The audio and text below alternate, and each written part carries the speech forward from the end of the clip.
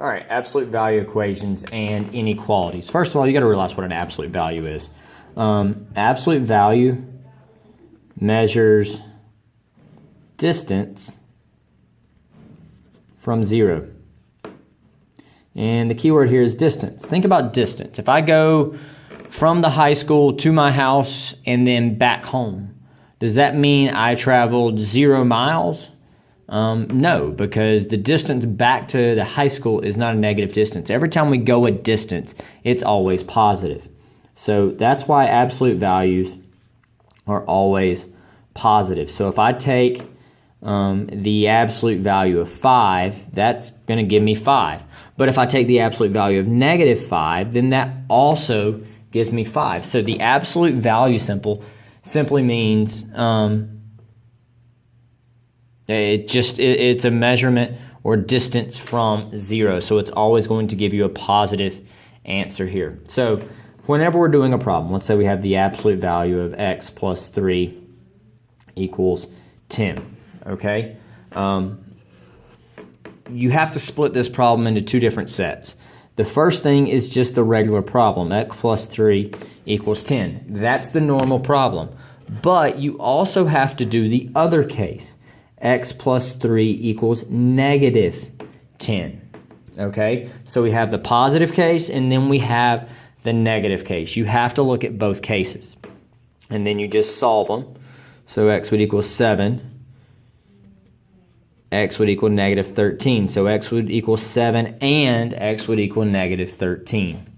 One thing I'm going to warn you about is in a case where the absolute value is not by itself. So let's say we have 2 times the absolute value of x plus 1 minus 3 is greater than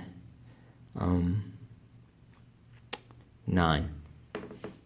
Okay? We have to get this piece by itself before we can do anything else. All right, so remember this is an inequality also, so we have to be careful with that. So we add 3 to both sides. Now we have 2 times the absolute value of x plus 1 is greater than 12. Now I have to get rid of the 2. If this were just 2 times x, you would divide by 2. Same exact thing we're going to do here. I have to get rid of that 2 first. You cannot distribute, so I did divide by 2.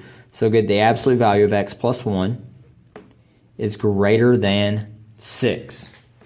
All right, so now we split it into 2 separate problems. And the first problem is going to be x plus 1 greater than 6, so that's just the positive case. The negative case, x plus 1 -6. But remember in inequalities, if you have a negative or if you divide by a negative, you've got to flip the sign. So make sure that you flip the sign there. On equations, that doesn't matter as much. But on inequalities, make sure you're flipping your sign. So subtract 1. X is greater than 5. Subtract 1. X is less than -7. So x is greater than 5. X is less than -7. And once you graph this, you realize this is an OR. You can't have x greater than 5 and less than -7 at the same time. So be careful with problems like this. Make sure that you get the absolute value by itself. So our steps: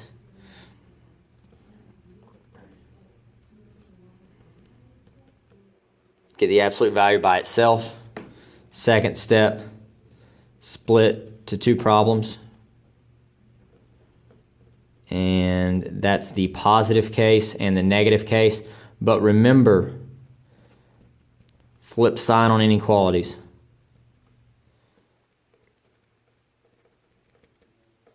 One last tricky thing that we have to look at for absolute value. We can't have the absolute value of a number equal something negative.